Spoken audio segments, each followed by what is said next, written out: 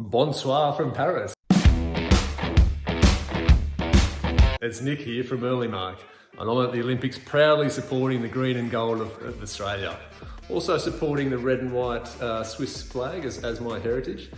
But today, I'm standing in front of the Eiffel Tower, the iconic tower. And you can see in the background, right about there, was where Celine Dion performed the closing song of the opening ceremony. What a magic moment for her.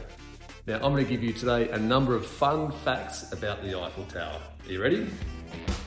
Fun fact number one. Apparently, the Eiffel Tower is the most visited monument in the world, according to the French. But I'm going to tell you, Sydney Harbour Bridge gets pretty busy, especially in peak hour, particularly when you're running late. Fun fact number two. A design competition was released in 1886 to build a monumental tower.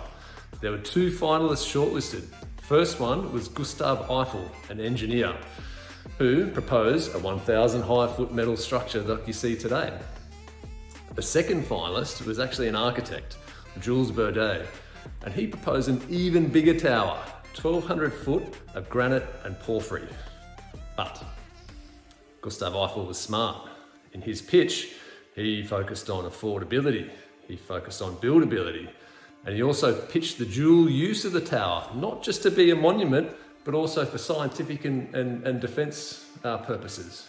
Therefore, he actually won the pitch, much to the disappointment of the architectural industry. Would you believe, in Paris, architects protested on the street that an engineer won the design for the monument, not an architect?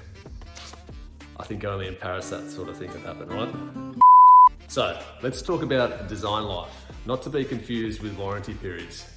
The Eiffel Tower, as part of the design brief, was only meant to last for 20 years and then be demolished.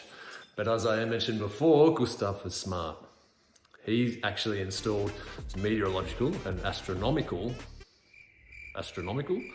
astronomy features on the bulb up the top, also created wind studies.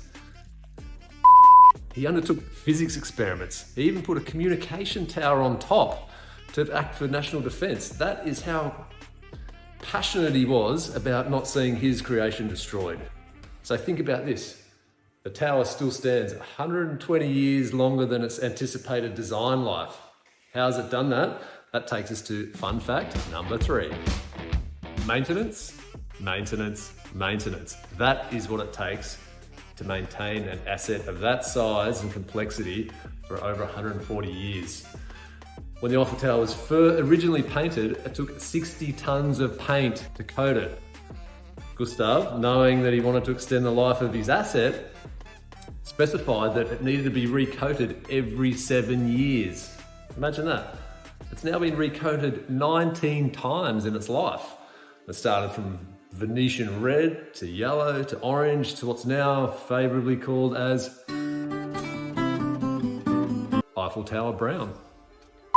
So when you're sitting on the couch watching the Olympics and you can see the Eiffel Tower in the background, know that it took 500 designers, it took just over 2 years to build, 150 fabricators, almost 300 workers on site to construct it, 18,000 bits of metal put together, and 2.5 million rivets. In fact, I'm going to start counting the rivets right now.